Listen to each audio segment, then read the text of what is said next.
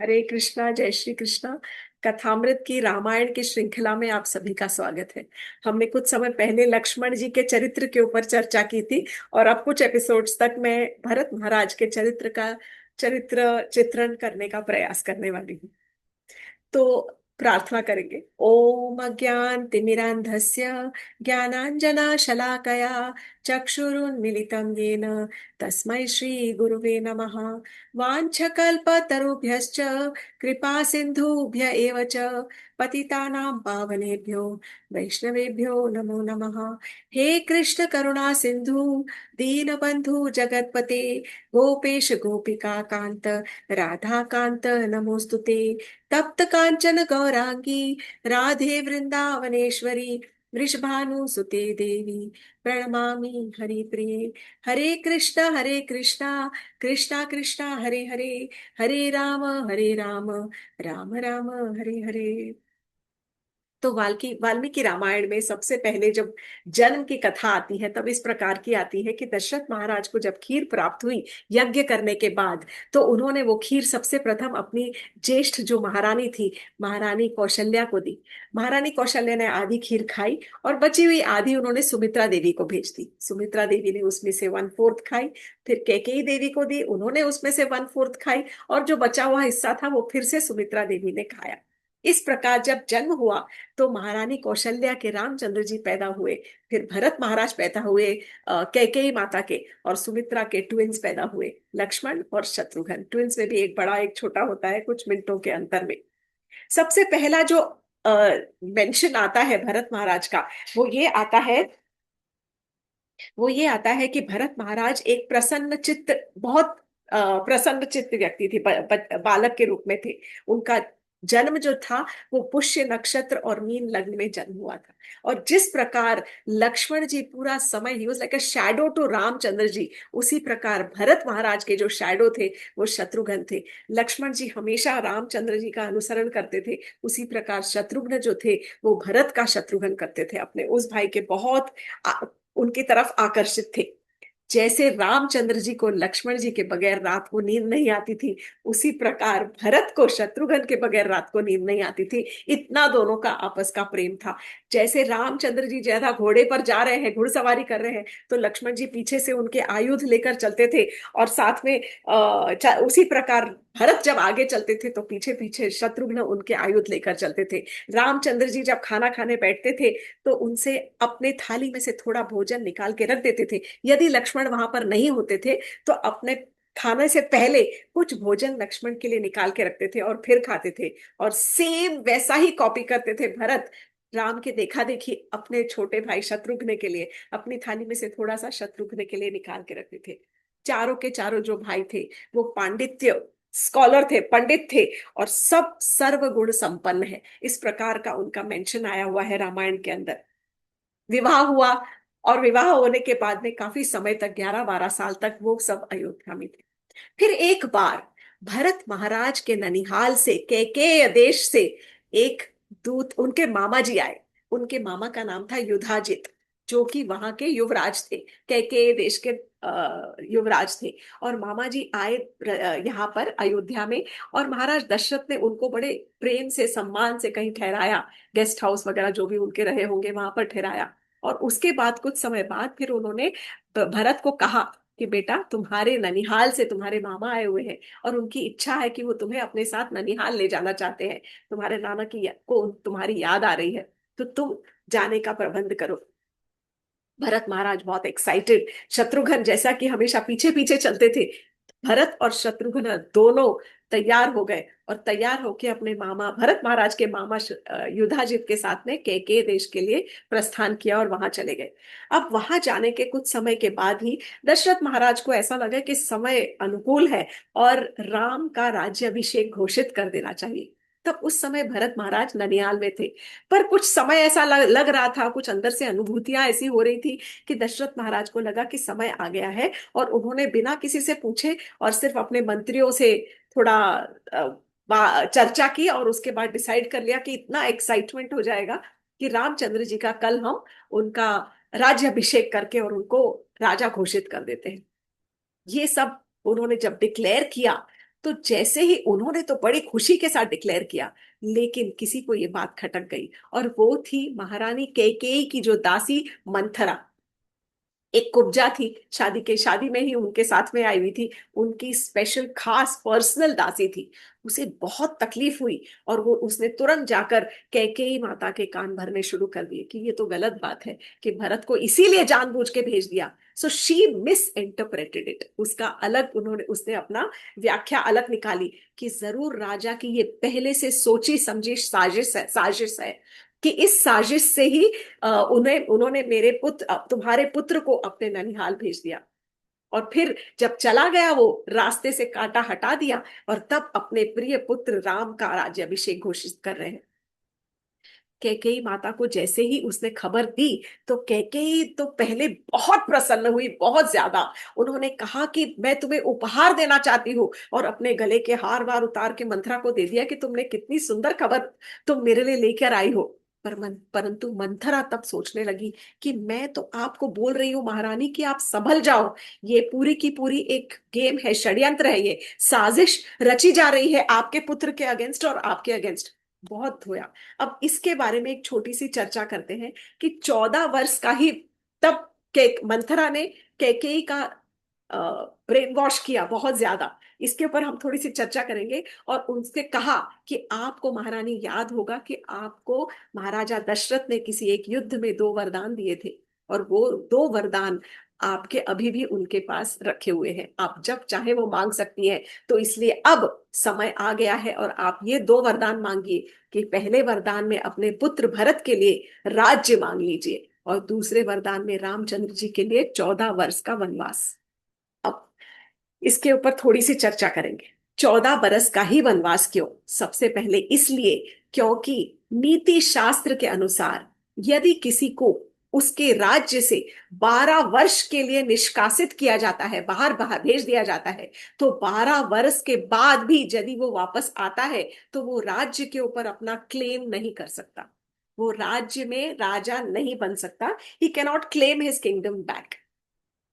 इसीलिए महाभारत में भी पांडवों को 12 वर्ष और 1 साल अज्ञातवास दिया गया था, कि यदि वो वापस भी आ गए 12 साल के बाद, फिर भी वो राजा नहीं कह सकते, अपना राज्य वापस नहीं मांग सकते। You cannot claim your kingdom back, ये नीति शास्त्र कहता है।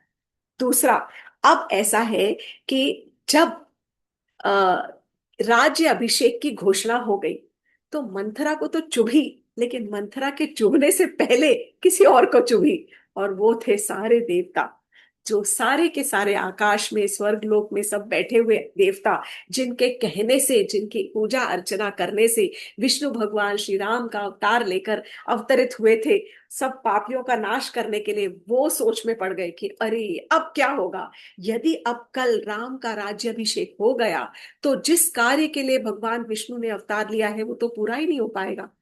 इसीलिए कुछ ना कुछ तो करना ही पड़ेगा, क्योंकि राम यदि राजा बन गए तो वो एकदम आराम से कंप्लेसेंट जिंदगी जिएंगे, और बढ़िया से राज्य चलाएंगे, और तब बस अयोध्या के ही होकर रह जाएंगे। तब सब पापियों का नाश कैसे हो पाएगा? तब उन्होंने सरस्वती देवी से प्रार्थना की। अब रामायण में इस प्रकार आता है कि उन्होंने सरस्वती देवी से प्रार्थना की कि आप जाके और कुछ तो ऐसा कीजिए, कि दे रिक्वेस्टेड कि आप जाके मंथरा के मुख से कठोर शब्द बुलवाइए केकेई को। अब कुछ फोक टेल्स ऐसी है, कुछ ग्राम्य कथाएं इस प्रकार कहती है यहाँ पर, कि सरस्वती देवी जी से जब कहा गया कि आप मंथरा की जिह्वा पर बैठकर कठोर शब्द बोलिए कैकेयी को, तो सबसे पहले ये ग्राम्य कथा में ऐसा कहा जाता है कि उन्होंने सरस्वती देवी से कहा कि आप कैकेयी से कुछ कठोर शब्द बुलवाइए। परंतु कैकेयी ने कहा, कर सरस्वती देवी ने कहा कि ये मैं नहीं कर सकती, क्योंकि कैकेयी माता इतनी प्रेम मई माता है, उन्होंने राम को इतने प्रेम से पाला है, कि वो मात्र हृदय के ऊपर इस प्रकार का काम नहीं कर पाएंगी, और it will be very difficult. वो बोली इतनी शुद्ध है, वो पतिव्रता स्त्री है, और वो बहुत अच्छे है, इसलिए मैं ये नहीं कर सकती हूँ। तब उन्होंने ये सोचकर सबसे पहले वो मंथरा के अंदर गई, और मंथरा के जीभ से कठोर शब्द बोलते बोलते, और उन्होंने कैकेयी के चरण छुए हैं। तो कैकेयी के चरण छूकर सरस्वती जी इस प्रकार क्षमा याचना कर रही कि अब जो मैं करने जा रही हूं इसके लिए आप मुझे क्षमा कीजिएगा। और तब जब उन्होंने चरण छुए तब के मंथरा के शरीर से निखोते हुए तब वो कैकेयी के अंदर उन्होंने कैकेयी के जिह्वा पर वो बैठकर उन्होंने जो भी दुर्वचन कहे, वो ऐसा ग्राम्य कथाएं कहती हैं कि वो सरस्वती जी को जो देवताओं ने कहा था करने के लिए, इसी प्रकार उन्होंने जो कहा। परंतु again she is also considered कि उन्होंने भी दोष किया है आखिर। तो भरत महाराज को तो इसके बारे में कुछ पता भी नहीं था कि यहाँ क्या हो रहा है। और ये सब होने के बाद तब कैकेयी ने महाराजा दशरथ को अपने कक्ष में बुलाकर और भवन में बुलाकर और तब अपने वरदान मांगे। और उस प्रकार इतनी जल्दी जल्दी में हुआ। जैसे ही उनको पता चला कि अब जाना है, मतलब महाराज दशरथ महाराज ने फिर रामचंद्र जी को बुलाया, परंतु उनसे कुछ कहा नहीं गया। और कैकेयी ने ही बताया कि तुम्हारे पिता ने मुझे वरदान दिए थे और मैंने ये दो वरदान मांगे हैं। पहले वरदान में मैंने अपने पुत्र भरत के लिए राज्य मांगा है और दूसरे वरदान में मैंने तुम्हारे लिए 14 वर्ष का वनवास मांगा है। तो इसलिए तुम तुरंत वलकल वस्त्र धारण करो और वनवास जाने का की तैयारी कर लो। तब उस समय महाराज तब उस समय रामचंद्र जी ने महाराज दशरथ से कहा था कि पिताजी आप तुरंत दूत भेजिए और भरत को यहाँ बुलवा लीजिए ताकि भरत का राज्याभिषेक हो सके।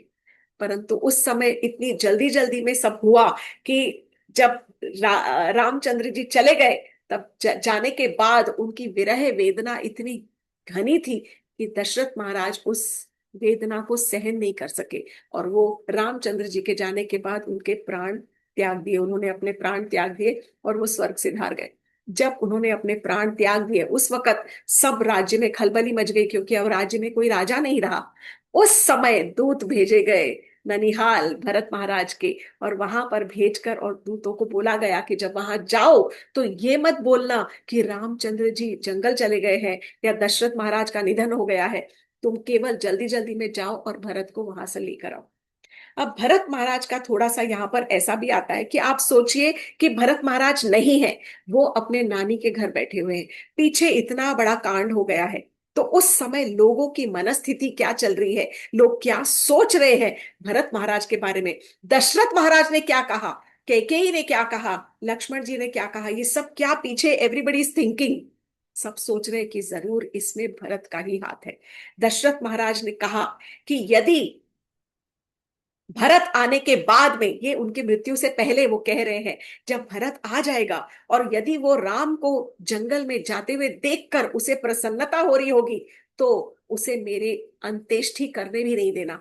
ही has no right to perform my final rites. अगर उसे ये सोचकर प्रसन्नता हो रही है कि चलो रामचंद्र जी जंगल में चले गए, मतलब वो कहीं ना कहीं मन में समझ रहे थे कि हो सकता है भरत की इसके अंदर मिली भगत है यहाँ पर।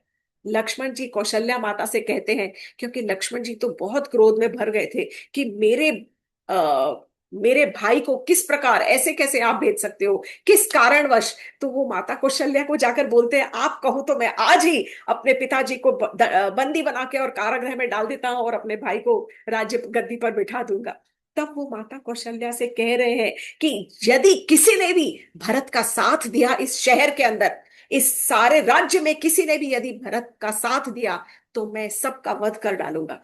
तो कहीं ना कहीं उन्हें भी ये एहसास लग रहा था कि क्योंकि भरत ही की इच्छा थी, भरत की ही इच्छा थी कि वो राजा बनना चाहते हैं, इसीलिए उन्होंने ये खेल खेला है और इसलिए वो भी दोषी है। ये एक्चुअली सही नहीं था। पर उनके पीछे इमेजिन, किसी के पीछे इस तरह से कोई अगर सोच रहा है तो वो क्या ही उसके दिल पर गुजर रही होगी। एवरीबडी कंसिडर्ड, सबको सस्पेक्ट था, सबको संदेह था कि ये जरूर भरत की ही साजिश है, ये भरत का ही रचा हुआ षड्यंत्र है। जो सुमंत्र है, जो सारथी है, वहां का राजा का, अयोध्या का सारथी है सुमंत्र, वो कैकेयी माता को कहता है कि लो अब आप अपने बेटे भरत को सारी दुनिया पे राज्य करने दो, क्योंकि अयोध्या पर का राज्य चाहिए था ना आपको, परंतु अयोध्या नहीं, अब उसको सारे दुनिया पर राज करने दो, क्योंकि अयोध्या में तो कोई बचेगा ही नहीं राज करने के लिए। क्योंकि लो अब हम जा रहे हैं और सारी की सारी अयोध्या राम के साथ चली जाएगी, तो आपका बेटा कहाँ राज करेगा अयोध्या के ऊपर। तो इस प्रकार की जब वार्तालाप यदि आप पढ़ते हो तो बार बार ऐसे लगता है कि बेचारे भरत महाराज के ऊपर क्या आने के बाद क्या गुजरी होगी। उस वक्त तो उनको कुछ पता भी नहीं था। अब दूत पहुंचते हैं युद्ध कैकेयी प्रदेश में, कैकेयी देश में जाते हैं। और दूत जब पहुंचने वाले हैं तो वाल्मीकि रामायण के अंदर एक बहुत बड़ा पूरा अध्याय है जिसके अंदर लिखा है कि किस प्रकार पूरी रात भरत महाराज सो नहीं पाए। उन्हें बहुत अजीब गरीब, बहुत डिटेल्ड में डिस्क्रिप्शन है किस तरह के उनको बुरे स्वप्न आ रहे थे। उन्होंने कोई कोई स्वप्न में देखा कि कोई उनके पिता के साथ कोई दुर्व्यवहार कर रहा है, और बहुत सारे अपशकुन सुनाई पड़ रहे थे, अपशकुन दिखाई पड़ रहे थे उनको स्वप्न के अंदर। तो जब अगले दिन वो दूत आया तो दूत को देखकर वो बहुत घबरा गए, और घबराते हुए तुरंत उन्होंने कहा कि मेरे पिताजी की तबीयत ठीक है ना? क्या महाराज दशरथ सही है? मेरे भाई राम लक्ष्मण क्या वे सकुशल है? क्या मेरी माता कौशल्या, मेरी माता सुमित्रा, क्या वो ठीक है? और जो मेरी माता कैकेयी है, मैं जानता हूँ थोड़ी स्वार्थी है और थोड़ी क्रोधी भी है, क्या वो सकुशल है? इस प्रकार भरत महाराज ने दूत से कुछ प्रश्न पूछे हैं। भरत महाराज को वो स्वप्न देखकर थोड़ा स्ट्रेस हो गया था, एंजाइटी, टेंशन। और वो जल्दी शीघ्र ही वापस आने की होड़ में लग गए थे कि अब जल्दी चलो, अब जल्दी वापस वापस आना है। वहां से के प्रदेश से अयोध्या तक थोड़ा लंबा रास्ता था। आते आते 8 दिन लग गए उनको। 8वें दिन जब यहाँ पहुंचे तब अयोध्या में पहुंचकर भरत महाराज ने देखा कि कहीं तो कुछ गड़बड़ है। लोग प्रसन्न नहीं लग रहे हैं। यहाँ पर जो नगर हमेशा चमकता रहता है वो सुशोभित नहीं है। कई सारे मंदिर बंद पड़े हैं, और जो मंदिर खुले हैं वहां पर से कोई धूप सुगंध की सुगंध नहीं आ रही है। कहीं फूल के पूरे फूलों के बाजार बंद पड़े हुए हैं। लोगों के जो घर है वो स्वच्छ नहीं है, मतलब जैसे कि लोगों ने बहुत दिनों से अपने घरों को साफ नहीं किया है। ऐसा लग रहा था कि कहीं से भी कुछ खाना पकाने की खुशबू ही नहीं आ रही है। इस प्रकार जब रथ चल रहा था अयोध्या से तो उन्हें पूरा एहसास हो रहा था कि यहाँ पर पूरे दुख का माहौल है बना हुआ है। There is sadness all around him. जैसे ही महल में पहुंचे सबसे पहले भागते हुए अपनी माता कैकेयी के भवन में गए। वहां पहुंचते ही सब, mother was so excited, mother माता के बहुत एक्साइटेड थी, बहुत ज्यादा प्रसन्न हो गई। और आ गए पुत्र, आके उन्होंने अपने बेटे का आलिंगन किया और कहा कि कैसा था तुम्हारा प्रवास? बहुत सारे प्रश्न केकई माता ने पूछे हैं। बेटा तुम्हारी यात्रा कैसी रही, प्रवास कैसा था, कि तुम्हारा हाउ वाज योर जर्नी, मेरे पिताजी कैसे हैं, मेरे भाई कैसे हैं, और तुम्हें कैसा लगा वहां पर रहकर?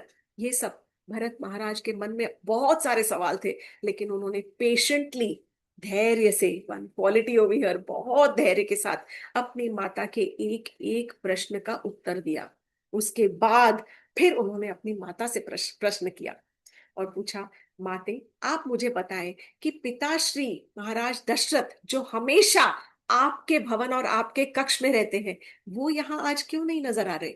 वो कहाँ पर है? मैं उनसे आशीर्वाद लेना चाहता हूँ, मुझे वो नजर क्यों नहीं आ रहे हैं? क्या वे आज माता कौशल्या के साथ में है? तो कैकेयी माता कहती है कि तुम्हारे पिता, बेटा भरत, तुम्हारे जो पिता थे वो बड़े महान आत्मा थे। इस प्रकार कह रही है, तुम्हारे पिता बड़े महान आत्मा थे। एक दिन जो सबकी गति होती है ना, वो उसी गति को प्राप्त हो गए हैं। और इतनी सरलता से कैकेयी देवी कह गई, भरत महाराज वो शॉक्ड, हाय मैं मर गया करके वो गिर पड़े जमीन पर, जोर जोर से रोने लग गए, रुदन करने लग गए, फर्श को पीट रहे हैं और फर्श के ऊपर रोल कर रहे हैं, गोल गोल वहीं पर ही रोलिंग शुरू कर दिया। फर्श को पीटते पीटते और रोने लग गए कि ऐसा कैसे हो गया? मैंने तो सोचा था कि महाराज स्वयं अपने हाथों से मेरे भाई श्री राम का राज्याभिषेक करेंगे, और मैंने सोचा था कि वो स्वयं अपने ही हाथों से वो यज्ञ करेंगे उनके राज्याभिषेक का। आज मेरा हृदय टूट गया है माता। उन्हें ऐसा क्या रोग हुआ कि वो इतनी जल्दी यहाँ पर स्वर्ग सिधार गए, इतनी जल्दी सिधार गए कि इतना भी समय नहीं रुक सके, मेरे आने का भी इंतजार नहीं कर सके? ऐसा क्या उनको रोग हुआ था? राम और लक्ष्मण कितने भाग्यशाली है कि उनको पिता के अंतिम दर्शन हुए और उनके अंत्येष्टि करने का उन्हें अवसर प्राप्त हुआ। मतलब उनको ऐसा लग रहा है, देखिए अभी तक दशरथ महाराज के फाइनल राइट्स हुए नहीं है, लेकिन भरत को ऐसा लग रहा है कि राम लक्ष्मण कितने भाग्यशाली थे कि उनके भाग्य में अपने पिता के अंतिम संस्कार करने का जो योग था वो लिखा हुआ था। ही डजंट नो, उसे लग रहा है कि वो बहुत कोई बीमार हो गए थे। माता, मुझे मुझे बहुत याद आ रही है अपने पिताजी के नर्म हाथों की। मैं उनके नर्म हाथों से आशीर्वाद प्राप्त करना चाहता हूँ। माता, मुझ में हिम्मत नहीं है। आप जाइए, आप प्लीज जाकर मेरे बड़े भाई रामचंद्र जी को मेरे आने की सूचना दीजिए कि मैं आ गया हूँ, और उनसे ये कहिए कि अब जब मेरे पिता नहीं रहे हैं तो वो मेरे केवल बड़े भाई नहीं, वो मेरे, अब वो मेरे पिता भी हैं। क्या मेरे पिता ने, इतने सारे सवाल, और फिर वो पूछ रहे क्या मेरे पिता ने मेरे लिए कोई अंतिम संदेश छोड़ा है। इस प्रकार भरत महाराज अपनी माता से पूछ रहे हैं। और तब कैकेयी कहती है, नहीं बेटा, तुम्हारे पिता मरते मरते हा राम हा सीता हा लक्ष्मण ये कहकर उन्होंने प्राण त्याग दिए, और बस वो यही कहते रहे कि जो भी राम सीता और लक्ष्मण जब वापस आ जाएंगे, जो भी उनके वापस आने के बाद जो उनके दर्शन करेगा वही भाग्यशाली है। भरत समझ में नहीं आ पा रहा था ये हो क्या रहा है, कि माता क्या कह रही है। अगला सवाल क्या होता है, कहाँ गए, कहाँ गए हैं राम सीता और लक्ष्मण, कहाँ है वो। तो कैकेयी ने कहा, बेटा, राम तो वल्कल वस्त्र धारण करके दंडकारण्य को चले गए, और सीता भी उनके साथ चली गई, और जब सीता गई तो लक्ष्मण भी उनका अनुगमन करते हुए उनके पीछे चला गया। अब भरत बहुत घबरा गया, बहुत भयभीत हो गया, और डर गया कि अब क्या आने वाला है आगे। This was all so much of a shock for him. तो कैकेयी देवी ने तब अपनी सारी कथी कथा सुनाई कि बेटा, मैंने जब सुना कि महाराज दशरथ ने तुम्हारे बड़े भाई राम को राज्य अभिषेक करने के लिए उन्होंने अनाउंसमेंट कर दिया है, सब जगह घोषणा कर दी है, तब मैं मुझे याद आया कि मैंने दो वचन मांगे थे महाराज से, और तब मैंने बहुत स्मार्टली महाराज को बुलाकर अपने दो वचन सामने रखे, और उन दो वचनों में मैंने महाराज से एक वचन मांगा तुम्हारे लिए ये सारा राज्य, और दूसरे वचन में मैंने राम के लिए 14 वर्ष का वनवास मांग लिया। और उसके बाद महाराज ने तो मुझे दोनों वचन दे दिए, और राम भी वल्कल वस्त्र धारण करके और वनवास को चले गए, परंतु जो महाराज थे ना, वो थोड़े कमजोर हृदय के थे, और वो इसीलिए अपने बड़े बेटे राम के विरह की वेदना सहन नहीं कर सके, और उन्होंने वहीं पर अपने प्राण त्याग दिए। अच्छा हुआ जो तुम आ गए हो अब जब तुम आ गए हो, अब तुम इस राज्य का कार्यभार संभालो, और कार्यभार संभाल कर तुम्हारा अब राज्य अभिषेक करेंगे और तुम्हें राजा घोषित कर देंगे।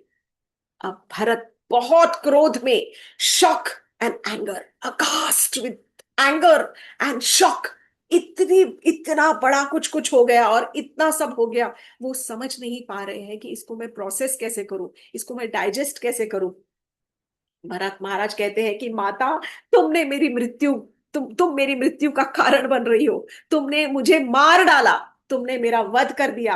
अब आपकी वजह से, वो कह रहे हैं आपकी वजह से आज मैं पिता विहीन हो गया हूं, और ना ही पिता विहीन हो गया हूं, परंतु आज मेरे भाई से भी मेरा विरह हो गया है, मेरा बड़ा भाई भी मुझसे दूर चला गया है। आपने इस कुल का विनाश कर दिया है माता। आप सोचो, दो भाई चले गए, पिता का वध हो गया, वध नहीं हो गया, पिता की मृत्यु हो गई, आप इस कुल के विनाशकारी स्त्री हो। भरत ने बहुत कठोर शब्द कहे हैं अपनी माँ से, और बहुत अपमानजनक शब्द कहे हैं, और तब बार बार प्रश्न पूछते रहे कि माता, आपने क्यों क्यों why did you behave the way you did, क्यों इस प्रकार किया। राम तो इतना प्रेम करते थे आपको, इतना आदर सम्मान करते थे आपको। माता कौशल्या तो आपको अपनी बहन के समान समझती थी, और आप जानती हैं कि जो राम थे वो दशरथ का एकमात्र सहारा थे। दशरथ महाराज हमारे पिता अपने राम को कितना प्रेम करते थे और उनको अपना पूरा जीवन का सहारा मानते मानते थे। फिर आपने ऐसा क्यों किया। मैं तो आज चाहूं तो मैं आपको त्याग देना चाहता हूं। मुझे आपने मैं अब यहां से चला जाऊंगा, और मैं अपने भाइयों को वापस लेकर ही यहाँ पर इस राज्य में आऊंगा, और मैं अपना सारा का सारा जीवन अपने भाई का दास बनकर गुजारना चाहता हूँ। और तब कहते हैं वो कि दास भूतो भविष्यामि, हमेशा के लिए, इन द फ्यूचर के लिए मैं हमेशा अपने भाई का दास बनकर ही मैं अपना जीवन जीना चाहता हूँ। मैं उनकी पूजा करता हूँ, आई वर्शिप हिम, पूजा करूंगा हमेशा के लिए। और तब वो अपनी माता की अपमान करते ही रहे बार बार, और अपनी माता से कहते हैं, माता आप मेरे पिता का कारण, पिता की मृत्यु का कारण हो। आपके कारण मेरा भाई आज वनवास में है, और आप ही के कारण मुझे अपयश का भागी होना पड़ेगा। आप मेरे पिता के वध का कारण हो। आप मेरे भाई को जंगल जाने के लिए भेजने के कारण हो, और आपके ही इस दुर्व्यवहार की वजह से मैं हमेशा के लिए अपयश का भागीदार बन जाऊंगा। आप माता के रूप में मेरी एक शत्रु हो। इस प्रकार के बहुत सारे कठोर शब्द कहे हैं और बहुत अपमान किया, और तब बोलते बोलते बाहर भरत महाराज वहीं पर मूर्छित हो गए। ही फेंटेड ओवर देयर। बार बार उनको होश आता, फिर बेहोश हो जाते, फिर होश आता, रोते बिलखते, और फिर वो बेहोश हो जाते। फिर उसके बाद किसी तरह से उठे, और उठकर तब उन्हें ख्याल आया कि माता कौशल्या का क्या हाल हो रहा होगा। भरत महाराज भागे हैं माता कौशल्या के कक्ष में। अब आप सोचिए, ये बहुत एक मार्मिक प्रसंग है, क्योंकि माता कौशल्या को लग रहा है कि जरूर कहीं ना कहीं भरत की ही इच्छा थी कि वो राज्य का राजा बनना चाहता था। तो तब जब वो जाते हैं माता कौशल्या के पास, तो माता कौशल्या वो अचेत धरती के ऊपर बैठी हुई है जमीन पे, और अचेत है, हाफ अनकॉन्शियस। फिर उठती हैं, वो भी रो रही है, फिर रोते रोते बेहोश हो जाती है, फिर अपने आप को संभाल कर उठती है। जैसे ही वो वहां पहुंचे, उन्होंने माता को देखा, और दोनों ने एक दूसरे का आलिंगन करके, और दोनों खूब बिलख बिलख कर रोए हैं, खूब रोए हैं। तब माता कौशल्या कहती है, बेटा तुझे राज्य चाहिए था ना, ले, अब सारा राज्य तेरा हुआ। जब माता इस प्रकार बोल रही है, तो आप सोच सकते हैं कि उस समय भरत का हृदय, जो पहले ही इतने आघात में डूबा हुआ है, उसके ऊपर क्या गुजरी होगी। कि यहाँ पर जिन माता को मैं इतना सम्मान करता हूं, एक माता ने मेरा विश्वासघात किया, और दूसरी माता को अब मुझ पर भी विश्वास नहीं रहा। मैंने तो अपना पिता खो दिया, मेरे भाई चले गए, और मेरे पास माता भी नहीं रही, मेरा तो कोई परिवार ही नहीं रहा। इतना दुख था, क्योंकि वो किस प्रकार सारे के सारे उनके ऊपर संदेह कर रहे थे। मंत्री, सुमंत्र, सारे अयोध्या वासियों को भी लगा कि अरे वाह, भरत ने क्या खेल खेला है भाई, अमेजिंग। पहले से ही प्लान किया, यहाँ पर दो प्यादे रखे, एक दासी और एक माता, और फिर चुपके से चला गया ननिहाल। और ननिहाल जाने के बाद वहां पर पीछे यहाँ पर सारा खेल उसकी माता ने किया, उसकी दासी ने किया, और यहां आने के बाद अब ऐसा बन रहा है कि अरे, मुझे तो कुछ पता ही नहीं था। जैसे ही इज क्लीन चिट। जब ये लोगों को लग रहा था, और भरत महाराज को तो सच में आइडिया ही नहीं था, तो भरत महाराज माता कैकेयी से कहते हैं कि माता, मैं निरपराध हूं, आई एम इनोसेंट। मुझे तो बिल्कुल कुछ अंदाजा ही नहीं था कि यहाँ क्या हो रहा है। मैं अपने भाई श्री राम से बहुत बहुत ज्यादा प्रेम करता हूँ। और तब भरत महाराज वहां पर अपनी माता के ऊपर, अपनी माता कैकेयी के लिए इतने अपशब्द देते हैं, और इतना श्राप पूर्ण वचन कहे हुए हैं। So he has heard about 37 types of पाप वचन, पाप के कर्मों का श्राप उनको दिया है। कि जैसे एक एग्जांपल देती हूँ, कि जो पाप, किसी को विष देने से जो पाप लगता है, वो पाप मेरी माता को लगे। इस प्रकार के, I am not going into the details of those curses, क्योंकि वो इतने दुख में थे अपने भाई के विरह में, इतने ज्यादा दुख में थे, इतना अटैचमेंट था उनको अपने भाई से। और किस प्रकार का अटैचमेंट था, केवल दास रूप में, मतलब जो दास्य भाव होता है, दास्य भाव में उनको अपने भाई के साथ में अटैचमेंट था। कि उन्होंने 37 टाइप्स ऑफ जो पापों का कर्म का जो भाग होता है, वो कहा कि इस प्रकार का पाप का जो कर्म मिलता है, वैसा मेरी माँ को लगे, ऐसा मेरी माँ को लगे। जब कौशल्या देवी ने इतना सब सब कहा, सुन रही थी, तो उन्होंने भरत को अपने पास खींचा और कहा कि भरत, बस, तुम्हारा हृदय बहुत शुद्ध है, और तभी भी अभी भी तुम धर्म से ऊपर उठ, तुम धर्म से भटके नहीं हो, इसलिए मेरा तुम्हारे ऊपर आशीर्वाद हमेशा बना रहेगा। और मैं ये आशीर्वाद के साथ तुमको ये आशीर्वाद देती हूँ कि जो सत्पुरुषों को लोगों की प्राप्ति होती है, वैसे लोगों की तुम्हें प्राप्ति हो। परंतु भरत महाराज तो ये सॉबिंग, रोए जा रहे थे, और वहीं पर ही रात भर कौशल्या देवी के साथ में रात भर बैठ के वो दोनों रोते ही रहे। अगले दिन सुबह उठकर उन्होंने अपने पिता के क्रियाकर्म, अंतिम जो करना होता है वो सब किया। That was almost the 10th day, जब उन्होंने अपने महाराज का जो अंतिम क्रिया थी, वो अंत्येष्टि, वो सब किया 11वां 12वां करके 13वां दिन। उसके बाद जाके वो जब अस्थि विसर्जन, अस्थि फूल चुनने जब गए, तब रोए जा रहे थे और बहुत बहुत बहुत रोए हैं अपने पिता को याद करके। एक बहुत सुंदर एपिसोड आता है वाल्मीकि रामायण के अंदर, जो ये बताता है कि किस प्रकार जो भरत थे, वो हमेशा कोई भी निर्णय लेने से पहले ये सोचते थे कि यदि मेरे भाई इस सिचुएशन में होते, मेरे भाई राम, तो वो क्या करते, और मुझे भी उसी प्रकार से करना चाहिए। क्योंकि भरत के साथ में वहां पर राम है नहीं। तो एक ऐसा ही प्रसंग आता है कि इसके कुछ दिनों बाद में एक बार शत्रुघ्न कहीं पे भवन में कहीं पर खड़े थे, और तब वहां से मंथरा गुजर रही थी, बड़े सुंदर से वस्त्र पहने हुए, सुसज्जित, बड़े आभूषण सजे हुए पहनकर, कुब्जा है उसकी, इट्स शीज मतलब कूब निकला हुआ है, कुबड़ निकला हुआ है, हम मंथरा का, और वो जा रही है। तब सारा का सारा इतना रोष था ना अयोध्या वासियों में, कि वहां के जो गार्ड्स थे, सिपाही, उन्होंने शत्रुघ्न से कहा, यही है वो पापिन, यही वो पापिनी है जिसने कैकेयी माता के मन में विष घोल दिया, और इसकी वजह से ही महाराज राम को 14 वर्ष का वनवास हुआ। तो आप, और पकड़ लिया उन्होंने मंथरा को, और पकड़ कर लेकर शत्रुघ्न के सामने आ गए। जो आपको उचित लगता है वो आप कीजिए इसके साथ। They was so full of anger. तब शत्रुघ्न ने मंथरा को कसकर पकड़ लिया, और कसकर बलपूर्वक पकड़ के उसको घसीटने लग गए। वो गिर गई, वो फर्श पर गिर गई, और उसके सब आभूषण टूटने लग गए, और शत्रुघ्न उसको खींच कर लेकर आ रहा है, ड्रैग करते हुए, घसीटते हुए जमीन पर लेकर आ रहा है, और वो चिल्लाने लग गई। उसके साथ में जितनी उसकी सहेलियां थी वो डर के भाग गई वहां से। अब वो चिल्ला के वहां पर आ रही है, और तब जो शत्रुघ्न है, वो उसी समय कैकेयी आ जाती है, और कैकेयी बोलती है, अरे अरे ये क्या कर रहे हो। तब शत्रुघ्न ने कुछ कठोर शब्द कैकेयी को भी कहे हैं कि आप बीच में क्यों पड़ रही हो, आप हटो यहां से, या आपकी वजह से, इस तरह से कुछ कठोर शब्द कहे। तो डर के मारे कैकेयी भी वहां से चली गई, और सीधा गई भरत से अपने बेटे से कहने के लिए कि देखो क्या हो रहा है। और बाय चांस भरत सुनना नहीं चाहते थे अपनी माता की बात, बट फिर उस तरफ को आए भरत, और तब उन्होंने शत्रुघ्न से कहा कि भाई शत्रुघ्न, मुझे क्षमा करना, मुझे बीच में बोलना नहीं चाहिए। ये तुम्हारे आपस के, तुम्हारे मन में जो चल रहा है, मेरे भी मन में ऐसे ही कुछ चल रहा है, इसलिए मुझे बीच में बोलना कुछ नहीं चाहिए।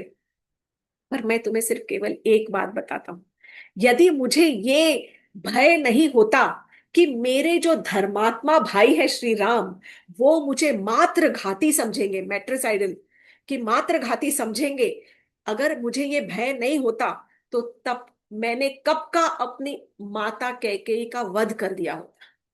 लेकिन मैं अपने भाई के इच्छाओं का आदर करता हूं, और मैं अपने भाई श्री राम को अच्छी तरह से समझता हूं, कि यदि उन्हें पता चल गया कि इस तरह से हमने इस मंथरा के साथ ट्रीट किया है, या किसी भी स्त्री का की हत्या की है, या वध किया है, या उसका इस तरह से अनादर किया, इस प्रकार से किया है, उसका ट्रीटमेंट, इल ट्रीटमेंट, तो वो हमसे कभी बात नहीं करेंगे। और ये मुझसे कभी सहन नहीं होगा कि मेरे भाई मुझे अपने से दूर कर दे, और मुझसे कभी बात नहीं करे, या मेरे ऊपर कुछ आरोप लगाए।